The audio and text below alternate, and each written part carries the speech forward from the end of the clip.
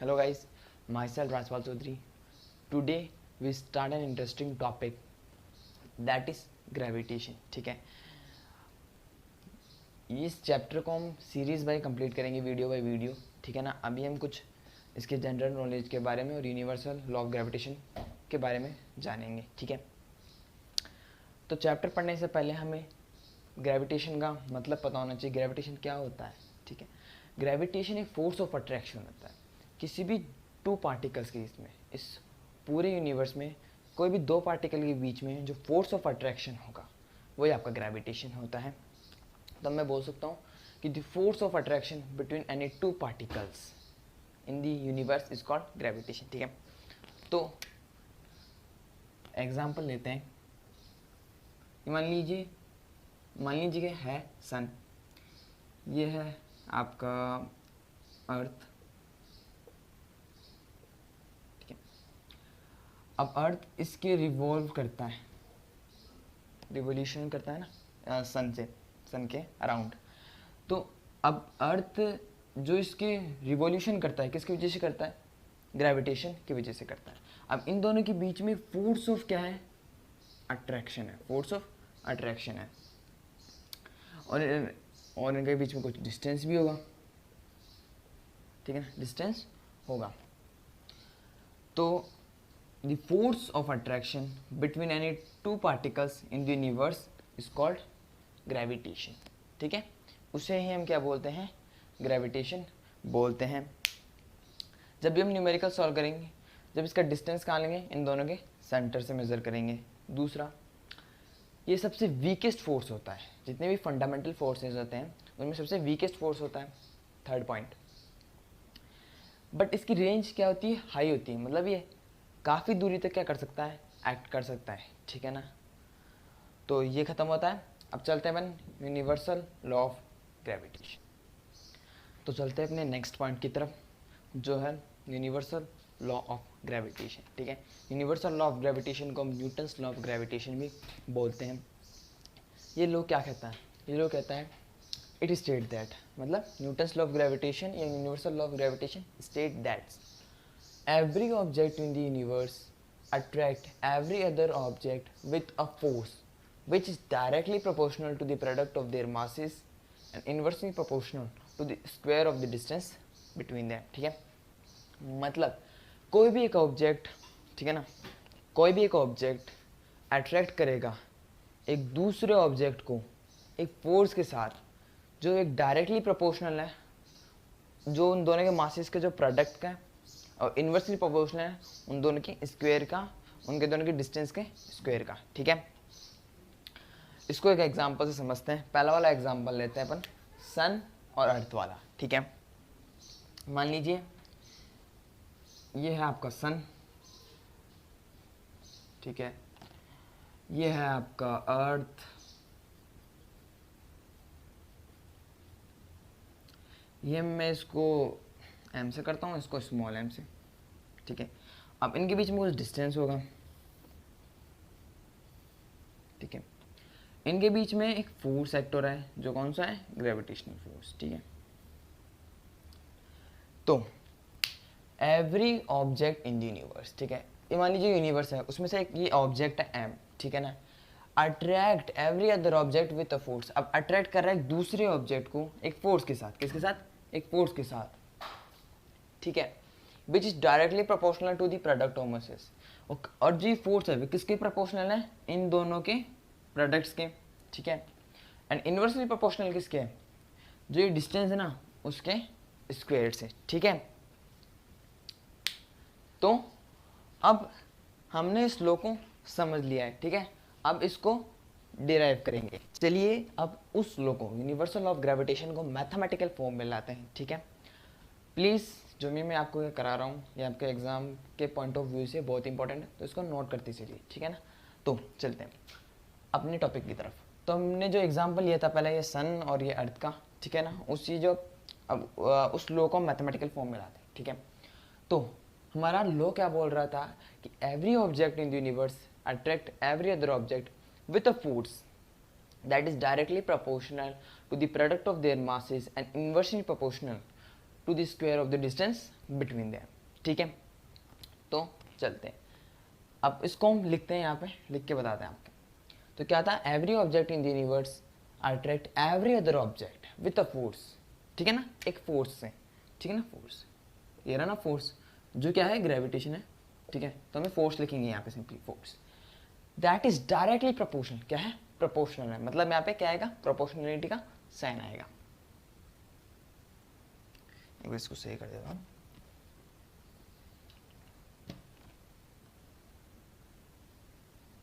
Proportional, ठीक है, proportional to the product of their masses, ठीक है ना, जो मासेस थे अपने, कौन दो मासेस है अपने पास, एक तो एम और एक स्मॉल एम, ठीक है ना, अर्थ, सन और अर्थ का, उनका प्रोडक्ट मतलब मल्टीप्लाई, ओके, उनका मल्टीप्लीकेशन, ठीक है। तो लिख देते हैं, ठीक है।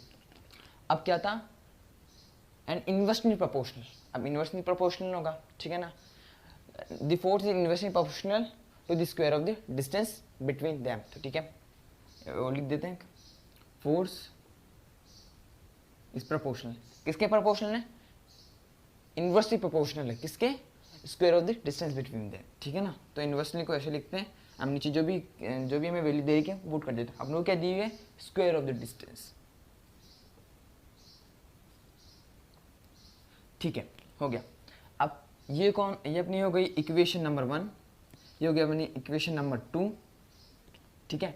अब क्या करना है, सिंपली इन दोनों को जोड़ना है, तो इन दोनों इक्वेशन को मैं कंबाइन करूं तो हो जाएगा, फोर्स इज प्रोपोर्शनल, ठीक है ना, इस force is proportional, force proportional है। अब इन दोनों को मैं जोड़ूं तो इन 1 को इससे मल्टीप्लाई करूंगा, नीचे का नीचे रहने दो, तो m dot m upon D square हो गया, ये हो गया, ठीक है। अब इसको हम फॉर्मूले की फॉर्म में लाएंगे, ठीक है। ये हमारा क्या कहता है, ये हमारा क्या कहता है, यूनिवर्सल लॉ ऑफ ग्रेविटेशन कहता है, ठीक है।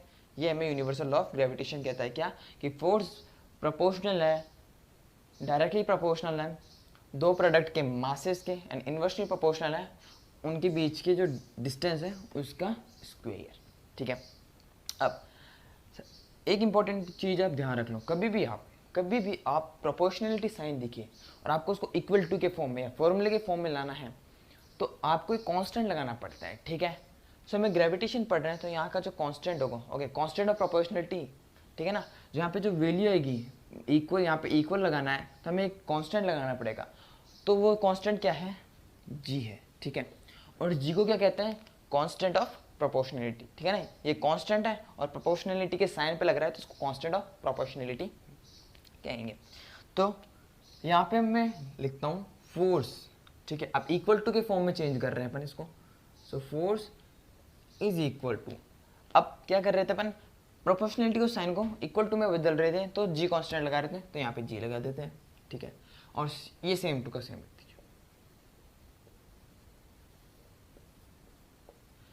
तो ये हमारा फॉर्मूले के फॉर्म में आ गया है, ठीक है। और एक और चीज़ बता दूं कि जो ये आपका जी है, जी कांस्टेंट ऑफ प्रोपोर्शनलिटी जी, इसकी वैल्यू क्या होती है, जो ये जी है इसकी वैल्यू हमेशा ध्यान रखना बहुत काम आती है, एग्जाम में भी पूछी जाती है, 6.67 इंटू 10⁻⁻11 न्यूटन मीटर स्क्वेयर पर केजी स्क्वेयर, ठीक है।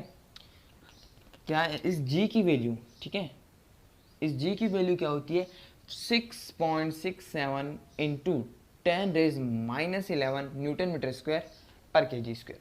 तो इसकी जो जी की इसकी जो वैल्यू है वो क्या है, newton metre square per KG square. अभी वैल्यू कैसी आई, तो चलिए अब आगे देखते हैं कि जी की वैल्यू कैसे आई। हाँ, तो हम क्या कर रहे थे, अब हम क्या करने वाले हैं, हम जो हमारा जी था, ओके, कांस्टेंट ऑफ प्रोपोर्शनलिटी जी, ठीक है ना, उसकी क्या करने वाले थे हम, यूनिट फाइंड करने वाले थे, क्या फाइंड करने वाले थे, यूनिट फाइंड करने वाले थे। और इसकी वैल्यू क्या थी, 6.67 into 10⁻⁻11 newton metre square per KG square, ठीक है ना। अब क्या फाइंड करेंगे, इसकी यूनिट फाइंड करेंगे अपन।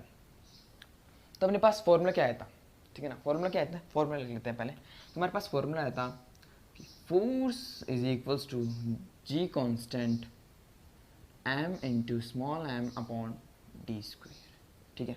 ये हमारे पास फॉर्मूला आ गया था। अब हमें किसकी वैल्यू चाहिए, किसकी यूनिट चाहिए, सॉरी किसकी यूनिट चाहिए, हमें जी की यूनिट चाहिए अपन को। किसकी यूनिट चाहिए, जी की। तो जी को एक तरफ ले आओ और बाकी को एक तरफ ले आओ, ठीक है ना। तो इसके नीचे मैं 1 मानूँ तो क्रॉस मल्टीप्लिकेशन करूँ तो ये जी इधर आ जाएगा, ठीक है।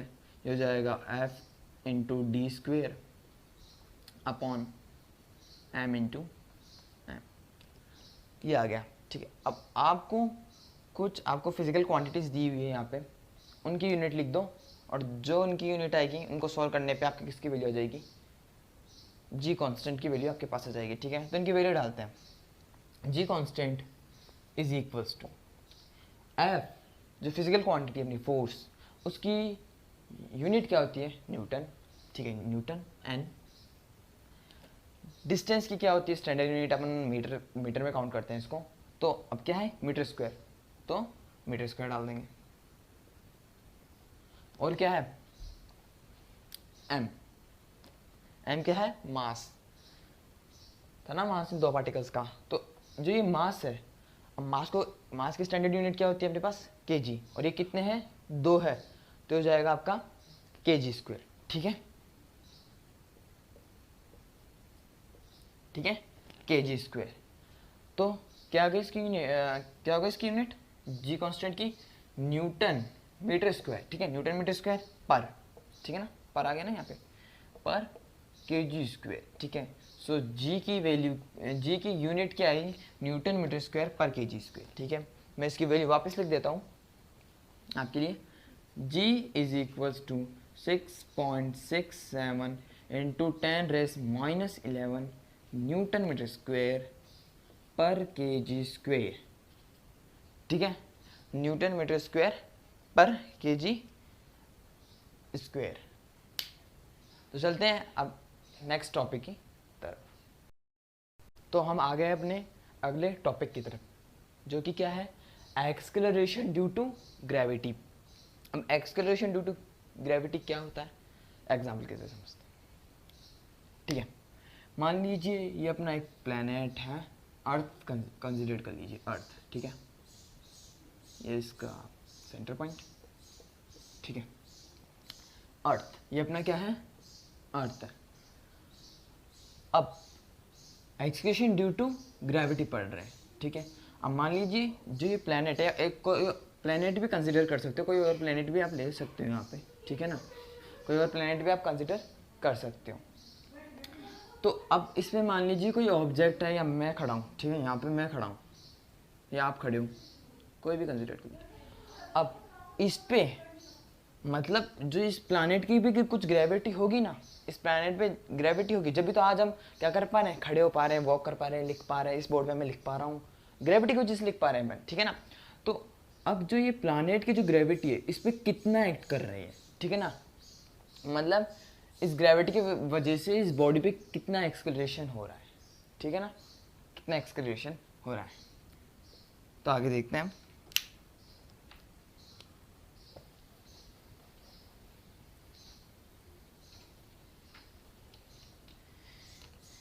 ठीक है, तो हम देख चुके हैं कि एक्सेलरेशन ड्यू टू ग्रेविटी क्या होता है, ठीक है ना। मतलब किसी बॉडी पे किसी प्लैनेट की ग्रेविटी एक्ट कर रही है और उसमें एक्सेलरेशन प्रोड्यूस हो रहा है, तो वो क्या होता है, हमारा एक्सेलरेशन ड्यू टू ग्रेविटी। अब इसका एक मेथड होता है, एक फॉर्मूला होता है कि प्लैनेट की ग्रेविटी फाइंड करने का, ठीक है ना। क्या फॉर्मूला होता है वो देखते हैं, क्या फॉर्मूला होता है, ठीक है। तो पहले वाले फॉर्मूले से हम करते हैं इसको, पहले वाले फॉर्मूले से आपको याद हो जाएगा, याद करने की जरूरत नहीं है, पहले वाले फॉर्मूले से ये भी बन जाएगा। पहला वाला फॉर्मूला क्या था आपके पास, F is equals to G constant m dot m upon D square, ठीक है। इसमें अब देखिए, आप हमें किसकी फाइंड कर रहे हैं, ये तो हम किसी टू ऑब्जेक्ट्स का मतलब टू ऑब्जेक्ट के बीच में जो फोर्स ऑफ अट्रैक्शन या ग्रेविटी है, उसके लिए फॉर्मूला था। अब जो ओनली एक मास के लिए या ओनली एक प्लैनेट के लिए, ठीक है ना, वैसे तो इसको प्लैनेट के लिए यूज करते हैं, पता प्लैनेट भी बोल सकता हूँ मैं, तो उसका फॉर्मूला क्या होगा, देखिए उसको मैं स्मॉल जी से जी नोट करते हैं, किसको, acceleration due due to gravity को हम किससे डिनोट करते हैं, स्मॉल जी से, ठीक है। तो स्मॉल जी आ गया, ठीक है, small G is equals to, ठीक है। अब देखिए जी कांस्टेंट तो हमें लगाना ही लगाना है, ठीक है ना। यहाँ पे प्रोपोर्शनलिटी का साइन आ जाता, लेकिन हमें पहले सॉल्व कर लिया कि प्रोपोर्शनलिटी का साइन कैसे हटता है, इक्वल लगा देते हैं डायरेक्ट, ठीक है, इक्वल लगा दिया। जी का जी रख दीजिए, मैं कांस्टेंट भाई जी लगाना ही पड़ेगा, जी तो इंपॉर्टेंट है। अब आप ध्यान से देखिए, हम दो पार्टिकल्स के लिए कर रहे थे, ये दो पार्टिकल्स के लिए, तो दो मासेस थे हमारे पास, लेकिन हम ओनली एक प्लानेट के लिए कर रहे हैं, तो कितना मास आएगा, ओनली वो एक पार्टिकल का मास आएगा। तो मैं इसको एम लिख देता हूँ, जी एम। अब डिस्टेंस स्क्वायर, दो पार्टिकल नहीं है तो उनके बीच का डिस्टेंस क्या, अब उसकी रेडियस का स्क्वायर होगा। मतलब एक प्लानेट है, ठीक है, अगर मैं यहाँ पे आऊँ और यहाँ पे उसका सेंटर है, तो अब मेरे बीच का जो डिस्टेंस है ये होगा और उसका स्क्वायर हो जाएगा। मतलब मान लीजिए इसको मैं रेडियस भी मानूँ, अब इसका क्या कर दूंगा, मैं स्क्वायर कर दूंगा, तो स्क्वायर आ गया, तो ये क्या हो जाएगा, आर स्क्वायर। तो ये आपका फॉर्मूला बन गया है किसका, एक्सेलरेशन ड्यू टू ग्रेविटी का, ठीक है। और आपको एक चीज मैं बता दूं कि जो एक्सेलरेशन ड्यू टू ग्रेविटी है जी, इसकी वैल्यू होती है अर्थ की, ठीक है ना, अर्थ के लिए है ना, अर्थ के लिए 9.8 मीटर पर सेकंड स्क्वायर, ठीक है ना, 9.8 मीटर पर सेकंड स्क्वायर, ठीक है, इसकी वैल्यू होती है। तो चलते हैं इससे रिलेटेड कुछ और चीज़ें हम जान लेते हैं, ठीक है। तो आगे हम देखते हैं अब इससे रिलेटेड कुछ इंपॉर्टेंट पॉइंट्स, ठीक है। एक इंपॉर्टेंट पॉइंट तो मैंने आपको बता दिया, क्या बताया मैंने आपको कि जो ये आपकी जो एक्सेलरेशन ड्यू टू ग्रेविटी है उसको हम स्मॉल जी से डिनोट करते हैं। इसकी वैल्यू क्या होती है, 9.8 मीटर पर सेकंड स्क्वायर, ठीक है, सेकंड स्क्वायर। अब इससे रिलेटेड कुछ अपन मतलब अर्थ से रिलेटेड कुछ चीज़ जान लेते हैं ग्रेविटी से जुड़ी। मान लीजिए आपकी अर्थ है, ठीक है ना, स्पेयर टाइप आपकी अर्थ है ना। अर्थ किस टाइप में, स्पेयर टाइप में। जो आपकी अर्थ है, जो आपका ये पोल है, ठीक है ना, ये आपके पोल हो गए, ये आपका इक्वेटर हो गया, इक्वेटर की साइड है ना। तो जो एक्सेलरेशन ड्यू टू ग्रेविटी है, ग्रेविटी पोल की साइड क्या है, हाई है, और इक्वेटर की साइड क्या है, कम है, ठीक है ना। तो अपन अप्रोक्सीमेटली एवरेजली हम क्या लेते हैं, 9.8, ठीक है ना, 9.8 लेते हैं, ठीक है ना। और पोल पे हम बेसिकली क्या होती है, बेसिकली पोल पे होती है आपके पास 9.82 मीटर पर सेकंड स्क्वायर, ठीक है ना। इक्वेटर पे होती है एवरेज, इक्वेटर पे होती है आपकी 8.72 मीटर पर सेकंड स्क्वायर, ठीक है ना। तो हमने क्या देखा कि अर्थ की ग्रेविटी एवरेजली कितनी होती है, 9.8 मीटर पर सेकंड स्क्वायर, ठीक है ना। और अर्थ की जो ग्रेविटी होती है वो पोल्स की तरफ ज़्यादा हाई होती है, इक्वेटर की तरफ लो होती है, और पोल पे कितनी होती है, 9.82, 2 पॉइंट बढ़ा दो, और इसमें क्या होती है 8.72, ठीक है ना, सॉरी 8 नहीं आएगा, 9.72, 9.72, ठीक है। तो ये हो गया अपना। अब जो अपना नेक्स्ट लेक्चर आने वाला है उसमें हम क्या करेंगे, हम उसमें करेंगे कि जो एक्सेलरेशन ड्यू टू ग्रेविटी, इसकी जो आपकी यूनिट क्या आई थी, मीटर पर सेकंड स्क्वायर, ठीक है ना। एक्शन ड्यू टू ग्रेविटी की मीटर पर सेकंड स्क्वायर यूनिट एक्सेलरेशन की क्यों आई है, तो उसको हम नेक्स्ट लेक्चर में देखिए। हाँ तो स्टूडेंट्स, अब मैं आपके लिए, अपन ने इतनी सारी चीज़ें पढ़ ली है अभी इस लेक्चर में, तो मैं आपके लिए छोटा सा टेस्ट दे के जा रहा हूँ आपको, टेस्ट टाइप मान लीजिए आप इसको। वो क्वेश्चन है उस टेस्ट में कि what is the value of G की वैल्यू क्या है, ठीक है ना। अब आपको इसका करना है क्या, आपको जो इसका जो आंसर है वो कमेंट बॉक्स में लिख दीजिएगा, मैं इसका रिप्लाई करूँगा और मैं चेक करूँगा कि आपका आंसर सही है या नहीं। आई होप आप ये सही। तो ठीक है स्टूडेंट्स, हमारा लेक्चर फिनिश होता है, ठीक है ना। So please share, like, subscribe the channel and hit the bell icon. तो ठीक है, बाय बाय।